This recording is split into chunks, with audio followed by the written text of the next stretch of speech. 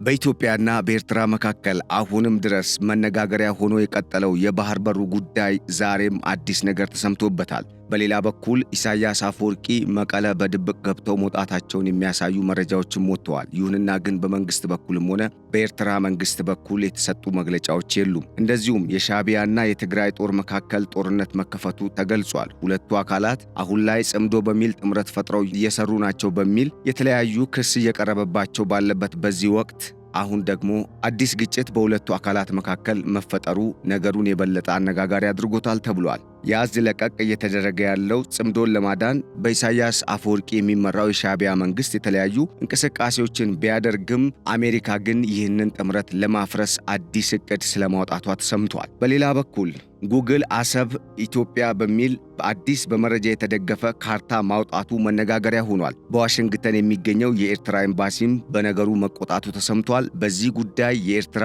አዲሃሎ ቤተመንግስትም በእጅጉ መታመሱ ተሰምቷል። ካርታው መውጣቱ በቀድሞ ኤርትራ በሚለው ቦታ ኢትዮጵያ መተካቷም ነገሩን የበለጠ አስገራሚና አነጋጋሪ አድርጎታል። በሌላ በኩል የኤርትራ አክቲቪስቶች ግብፅ ወደ ኤርትራ በተለይም አሰብ አካባቢ እንድትመጣ የሚፈልጉ መሆናቸውን የሚያሳዩ መረጃዎች መውጣታቸውን ተከትሎ ይህ ጉዳይ አነጋጋሪ ብቻ ሳይሆን የበለጠ ሌላ ችግር ከኋላ ያዘለ ሊሆን እንደሚችል እየተነገረ ነው። ይህንን ጉዳይ በሚመለከትም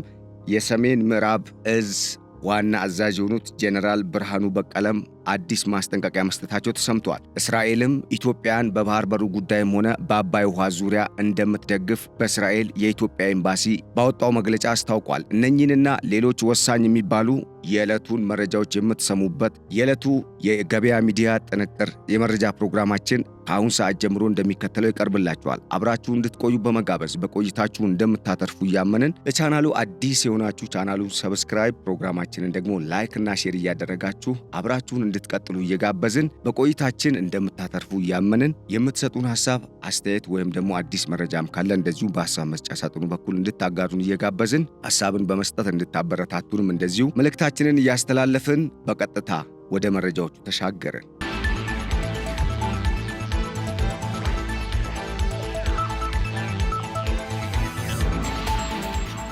በኤርትራና በኢትዮጵያ መካከል አሁን ድረስ የዘለቀ ውዝግብ እያስነሳ ነው የተባለው የኢትዮጵያ የባህር በር ጥያቄና ኤርትራ በአሻጥርና በሴራ ወሰደች የተባለውን ይህንን የባህር በር ለማስመለስ በሚደረገው ትንቅንቅ ውስጥ አሁንም ድረስ የተለያዩ እንቅስቃሴዎች በሁለቱ ሀገራት መካከል እየተደረጉ መሆናቸውን አሁንም እየወጡ መረጃዎች አመላክተዋል። በተለይም ሁለቱም ሀገራት ለጦርነት ዝግጅት እያደረጉ ነው የሚሉ ሐሳቦች በተለያዩ አካላት እየተነሱ ሲሆን ይህ ጉዳይ አሁንም ድረስ እልባት ሳያገኝ መቀጠሉ ደግሞ በእርግጥም ሁለቱ ሀገራት ትንቅንቃቸው እንደተጠናከረ የሚያመላክት ነው ሲሉ ተደምጠዋል። በሌላ በኩል አሁን ላይ በሁለቱ ሀገራት መካከል ያለውን ውጥረት ያባብሳል የተባለው በሻዕቢያ መንግስትና በህወሓት አመራሮች መካከል ተፈጠረ የተባለው የጽምዶ ጥምረት አሁን አዲስ ተግዳሮት እየገጠመው ስለመሆኑ ተሰምቷል። ከዚህ ቀደም በሻዕቢያና በኢትዮጵያ መንግስት መካከል ያለውን ግንኙነት በእጅጉ ያሻክራል፣ ሁለቱ ሀገራትም ወደ ጦርነት እንዲገቡ፣ በሌላ በኩል ኢሳያስ አፈወርቂም እጃቸውን በረጅሙ በኢትዮጵያ የውስጥ ጉዳይ ውስጥ እንዲሰዱ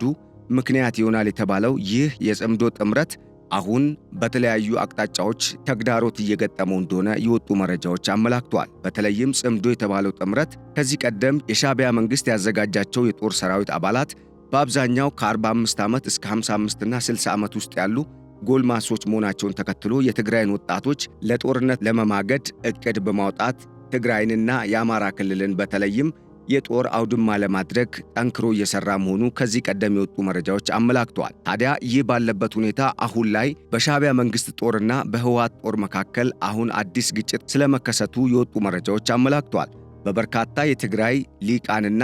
አክቲቪስቶች ትችት እየቀረበበት የሚገኘውና የኢትዮጵያ መንግስትም ያስጠነቀቀው የጽምዶ ጥምረት አሁን በተለያዩ አቅጣጫዎች ተግዳሮት እየገጠመው ነው ሲባል በተለይም ሻዕቢያ ኢትዮጵያን ለማተራመስ የግብፅን አጀንዳ ይዞ ወደ ኢትዮጵያ ሲገባ የህወሓት ቡድን የሻዕቢያ አጋር መሆኑ በርካቶችን ያበሳጨና እንደውም የባህር በሩን ጉዳይ በሚመለከት ህወሓት ከሌሎች የኢህአዴግ ፓርቲ ድርጅቶች ጋር በመሆን ከዚህ ቀደም ሰርቶታል በተባለው ስህተት ያንን ስህተት ለማረም ከኢትዮጵያ ጋር መሰለፍና የኢትዮጵያ ቀኝ እጅ መሆን ሲገባው ከሻዕቢያ መንግስት ጋር መሰለፉ የበርካቶችን ልብ የሰበረ ነው ተብሏል። ይህንንም ተከትሎ አሁን ላይ በዚህ ጽምዶ በተባለውና ግማሽ ክንፍ የሆነው የህወሓት ቡድን ከሻዕቢያ መንግስት ጋር ፈጠረው በተባለው ጥምረት አሁን ላይ ለጦርነት እያዘጋጃቸው ካሉ የጦር አባላት መካከል ጉዳዩ ያልጣማቸውና በኤርትራና በኢትዮጵያ መካከል ይፈጠራል ተብሎ እየታሰበ የሚገኘው ጦርነት ትግራይን የጦር አውድማ ለማድረግም በሻዕቢያ መንግስት በኩል እየተሰራ ያለው ሥራ በተለይም ከዚህ ቀደም በጦርነት የታመሰውንና ከፍተኛ ማህበራዊ ኢኮኖሚያዊና ስነ ልቦናዊ ቀውስና ጉዳት የደረሰበትን የትግራይ ህዝብና ክልልን የበለጠ ወደ ከፋ ችግር ውስጥ የሚከት ነው በማለት የሰራዊቱ አባላት በሻዕቢያ መንግስት ጦር ላይ ጥቃት መክፈታቸው ተነግሯል።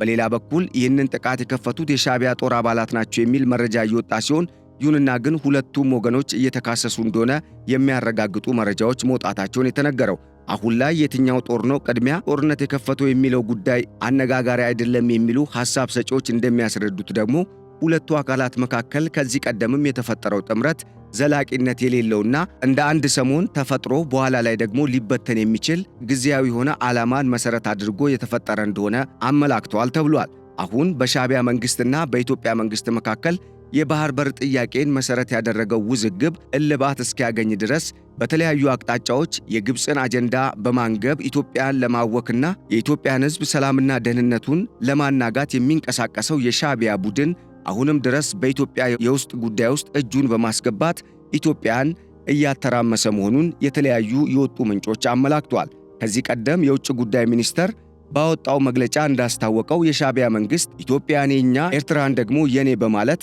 ሻዕቢያ ዓላማው ቀጠናውን የማተራመስ እንጂ በጋራ የመልማት አይደለም ሲል ማስታወቁ አይዘነጋም። በተመሳሳይ ፕሮፌሰር ጄቲል ሰጡት በተባለው አስተያየትም የሻዕቢያ መንግስት በምስራቅ አፍሪካ ቀጠና ላይ የተለያዩ የሽብር እንቅስቃሴዎችን በማከናወንና ይህንን ቀጠና ወደ ለየለት የትርምስ ቀጠና ለመቀየር ከግብፅ ጋር በመጣመር እንደዚሁም በቀጠናው የተለያዩ ጥቅሞችንና ዓላማዎችን አንግበው እየተራመዱ ያሉ የተለያዩ ዓለም አቀፍ ከሽብር ቡድኖች ጋር በመጣመር ይህንን ቀጠና የግጭት ማዕከል ለማድረግ እየተንቀሳቀሰ መሆኑን በተለያዩ መረጃዎች በማስደገፍ መግለጻቸውን ይህ መረጃ በዋቢነት አስቀምጧል። ታዲያ አሁን ይህ ውዝግብ በሁለቱ ሀገራት እየተፋፋመ ባለበት በዚህ ወቅት ትላንትና የወጡ መረጃዎች እንዳመላከቱትም ፕሬዝዳንት ኢሳያስ አፈወርቂ በድብቅ መቀለ ከተማ ገብተው ወጥተዋል የሚል መረጃ መሰራጨቱ ተሰምቷል። ምንም እንኳን በመንግስት በኩልም ሆነ በሻዕቢያ አፈቀላጤዎች በኩል የተሰጠ መረጃም ሆነ መግለጫ ባይኖርም በጉዳዩ ላይ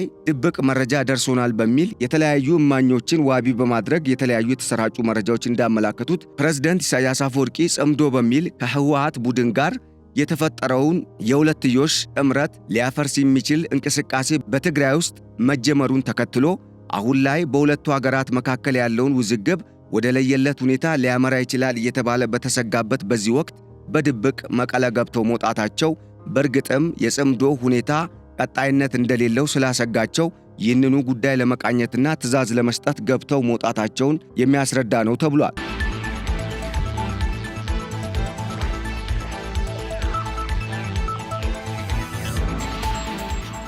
በሌላ በኩል ኢሳያስ አፈወርቂ መቀለ ገብተው ሲወጡ ምንም አይነት ፎቶም ሆነ የፎቶ ማስረጃ አለመሰራጨቱና ይህንንም በእርግጥ የሚያረጋግጥ መረጃ አለመነገሩ ነገሩ በሻዕቢያ መንግስት ሆን ተብሎ የኢትዮጵያን ሉዓላዊነት ለመገዳደር የተነገረ ነው የተባለ ሲሆን ይሁንና ግን የኢትዮጵያ መንግስት በዚህ ዙሪያ እስካሁን ምንም አይነት ሐሳብ አለመስጠቱና ይህንንም ጉዳይ አስመልክቶ ቢሆን እንኳን መግለጫ አይሰጥም የሚባሉ ጉዳይ በእርግጥም የኢትዮጵያ መንግስት አሰራሩን በድብቅ ስለማድረጉ የሚያሳይ ነውም ተብሏል። አሁን ላይ ፕሬዝዳንት ኢሳያስ አፈወርቂ በኤርትራ ውስጥ የተለያዩ እንቅስቃሴ በሚያደርጉ ኃይሎች የመፈንቅለ መንግስት እርምጃ ሊወሰድባቸው ጥረት እየተደረገ ባለበት በዚህ ወቅት ወደ ትግራይ ለመመሸግ ማሰባቸው ለምን የሚያስብል ጥያቄን ስለመፍጠሩም የወጡ ድብቅ መረጃዎችን ያጋለጡ የመረጃ ምንጮች ጠቅሰዋል ተብሏል። ይህ በእንዲህ እንዳለ አሁን ላይ በኤርትራ አዲ ሃሎ ቤተ መንግስት ከፍተኛ ቁጣ የተቀሰቀሰበት ጉዳይ ስለመከሰቱም የወጡ መረጃዎች ያመላከቱ ሲሆን ጉግል የተሰኘው ዓለም አቀፍ የመረጃ አውታር አሰብ ኢትዮጵያ በሚል አዲስ በመረጃ የተደገፈ ካርታን ማውጣቱ በኤርትራ መንግስትም ሆነ በህዝቡ ዘንድ ቁጣ መቀስቀሱ ተሰምቷል። በተለይም አሁን ላይ በኤርትራ የተለያዩ አክቲቪስቶችና የኤርትራ መንግስት የሚቀልባቸው አፈቀላጤዎች እያሰራጯቸው ባሉ መረጃዎች ጉግል የኤርትራን ሉዓላዊ ግዛት የኢትዮጵያ በሚል አሰራጭቷል በሚል ክስ የተሞላበትን አዳዲስ መግለጫዎችን እያሰራጩ ሲሆን፣ በሌላ በኩል አሰብ ኢትዮጵያ በሚል የተሰራጨው መረጃ ለኢትዮጵያ ትልቅ ብስራት ነው ተብሏል። በተለይም ይህንን ጉዳይ በሚመለከት የወጡ መረጃዎች እንዳመላከቱትም አሰብ የኢትዮጵያ የሚለው ጉዳይ በእርግጥም በትክክለኛው መንገድ ከሰሞኑ የአሜሪካ መንግስት እንዳረጋገጠው አሰብ የኢትዮጵያ መሆኑን ያረጋገጠ ነው የተባለ ሲሆን፣ አሰብ ብቻ ሳይሆን በደቡባዊ የቀይ ባህር ቀጠና ያለው ከምጽዋ በስተደቡብ አቅጣጫ እስከ ጅቡቲ ወደብ ድረስ ያለው የቀይ ባህር ግዛት የቀይ ባህር አፋሮች ወይም የኢትዮጵያ ሙሉ ግዛት እንደሆነ የሚያረጋግጡ ታሪካዊና ሕጋዊ ሰነዶች ከዚህ ቀደም ሲወጡ እንደነበር ያማከለ መረጃ ነው ሲሉ የተለያዩ ምንጮች ያወጧቸው መረጃዎች አመላክቷል። ይህ ጉዳይ በዓለም አቀፍም ደረጃ አነጋጋሪ እንደሆነ የቀጠለ ሲሆን አሁን ላይ የተለያዩ ሀገራት የከተሙ የኤርትራ አክቲቪስቶችና የኢሳያሱ የሻዕቢያ መንግሥት አፈቀላጤና ምሁር ነን ባዮች የተለያዩ ሐሳቦችን እያንጸባረቁበት እንደሆነም ተነግሯል። ይህ ጉዳይ አሁን ላይ በርካታ አጀንዳዎችንም አብሮ እያስነሳ ነው የተባለ ሲሆን በእርግጥም አሰብ ኢትዮጵያ በሚል የወጣው የጉግል በመረጃ የተደገፈው ካርታ አሰብ የኢትዮጵያ እንደሆነ ያረጋገጠና በቀጣይም ኢትዮጵያ በእጇ እንደምታስገባው የሚያስረዳ ስለሆነ ነው ሲሉም የተለያዩ መረጃዎች በዚህ በኤርትራውያን አክቲቪስቶችና ምሁር ባይነን ሰዎች በኩል የወጣው መረጃ ያጣጣሉበት እንደሆነም ተነግሯል።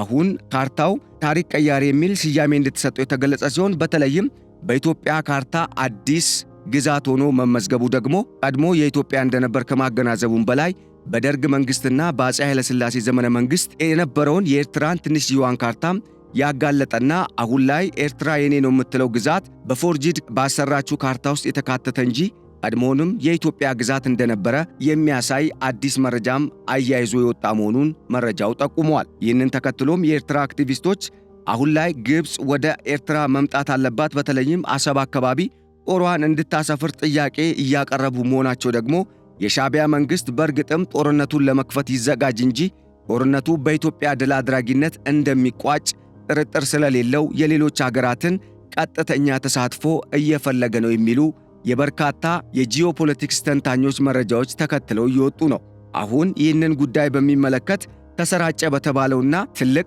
ትንታኔ መረጃን በያዘው የተለያየ ሐሳቦችንም ያካተተ መረጃ እንዳመላከተው ደግሞ የሻዕቢያ መንግስት ከተለያዩ በሀገር ውስጥ ከሚንቀሳቀሱ ኃይሎች ጋር ከሚያደርገው ጥምረት በተሻለ ከውጭ ኃይሎች ጋር በመጣመር የተለያዩ ከባባድ መሳሪያዎችን ለማግኘት አለ የለም የሚል የማረጋገጥ ሥራ ላይ መጠመዱንም መረጃዎች አመላክቷል። በርካታ ሀገራት ኢትዮጵያን ለመውጋት ፍላጎት የላቸውም የተባለ ሲሆን በተለይም በቀጠናው ትንንሽ የሚባሉና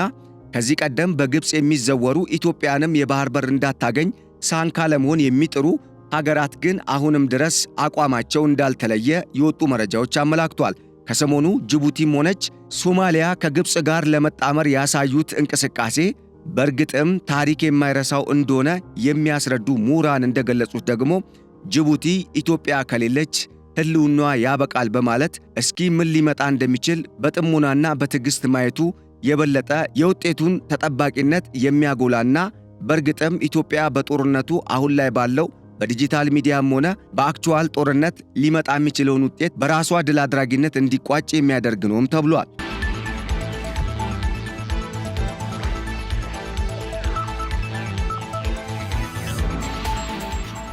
ይህንን ተከትሎም አሁን በተለያዩ አቅጣጫዎች የተለያዩ የዲጂታል ሚዲያ ፕሮፓጋንዳን የጀመረው የሻዕቢያ መንግስት ግብፅ ቀጠናውን ለማተራመስ ሳይሆን ሰላም ለማምጣት ነው የመጣችው በሚል በጅቡቲና በግብፅ መንግስት መካከል የተፈረመውን የወደብ ስምምነት እንደ አብይ ማሳያ አድርጎ ማንሳቱ በእርግጥም ከዚህ ቀደም ከጅቡቲ መንግስት ጋር የገባበትን የድንበር ግጭት አሁን ከኢትዮጵያ ጋር የገባበትን የባህር በር ውዝግብን አስመልክቶ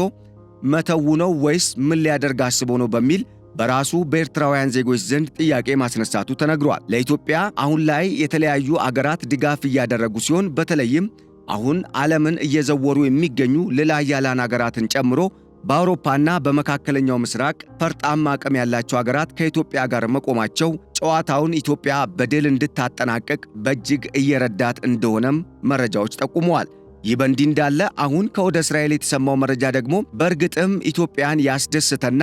ታላቅ ብስራት ነው የተባለ ሲሆን እስራኤል ኢትዮጵያ በባህር በር ጉዳይና በአባይ ወንዝ ላይ የምታደርገውን ማንኛውንም እንቅስቃሴ እንደምትደግፍ በእስራኤል የኢትዮጵያ ኤምባሲ ማረጋገጡ ተሰምቷል። አሁን ላይ እስራኤል ከኢትዮጵያ ጋር በእርግጥም በሁሉም መስክ እየሰራች እንደሆነ ያመላከተው በእስራኤል የኢትዮጵያ ኤምባሲ መግለጫ አሁን ኢትዮጵያና እስራኤል ያላቸውን ግንኙነትና አጠቃላይ ያደረጉ ያሉትን እንቅስቃሴ በሚመለከት ለጊዜው መግለጫ እንደማይሰጥ አስታውቋል። ይህ ደግሞ በዋናነት ከደህንነትና ከጸጥታ ጉዳዮች ጋር የተያያዘ እንደሆነ በማስታወቅ እስራኤል የኢትዮጵያን የአባይ ወንዝ አጠቃቀምና የወደብ ጥያቄንና አጠቃላይ በቀይ ባህር ቀጠና ላይ አሁን ላይ የምታደርገውን እንቅስቃሴ ትደግፋለች ሲልም በእስራኤል የኢትዮጵያ ኤምባሲ አምባሳደር ተስፋዬ ይታይ መናገራቸው ተገልጿል። ኤምባሲው በሁለቱ አገራት ጉዳዮች ላይ አገራቱ ሁለቱን በተለይም የአባይን ውሃና የቀይ ባህርን የባህር በር ጉዳይን በሚመለከት በትኩረት በጥንቃቄና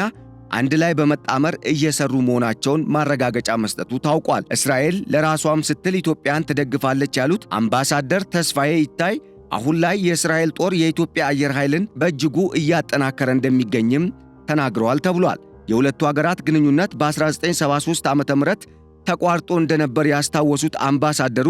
ከእስራኤል ጋር ሰፊ የልማት ሥራ ላይ በመሰማራት አብረን በጋራ በትብብር እየሰራን ነውም ሲሉ ተደምጠዋል። አሁን ለጊዜው በዚህ ጉዳይ ላይ በተለይም በእስራኤልና በኢትዮጵያ መካከል ያለውን ቀጠናዊና ዓለም አቀፋዊ ጉዳዮችን ማዕከል ያደረገውን ግንኙነት በሚመለከት በይፋ በእስራኤል መንግስትም ሆነ በኢትዮጵያ መንግስት በኩል መግለጫ እንደማይሰጥ ያስታወቁት አምባሳደር ተስፋዬ ይታይ ሁለቱ አገራት አሁን የተጋረጠባቸውን የደህንነትና የጸጥታ ስጋት በዘላቂነት ለመቅረፍና ቀጠናው ላይ ያላቸውን ትብብር ለማጠናከር ብሎም ኢትዮጵያ የቀይ ባህር በር ቀጠና ቀጣዩዋ ተረካቢ ሀገር እንድትሆን ለማድረግ እስራኤልም በቀይ ባህር ቀጠናና በህንድ ውቅያኖስ ሰሜናዊ ዳርቻ ያላትን ጥቅም ለማስጠበቅ ብሎም በምስራቅ አፍሪካና በመላው አፍሪካ ያላትን ተጽዕኖ ለማስፋፋት ስትል ከኢትዮጵያ ጋር በእጅጉ ተጣምራ እየሰራች እንደሆነም ይህ የኤምባሲው መረጃ አመላክቷል።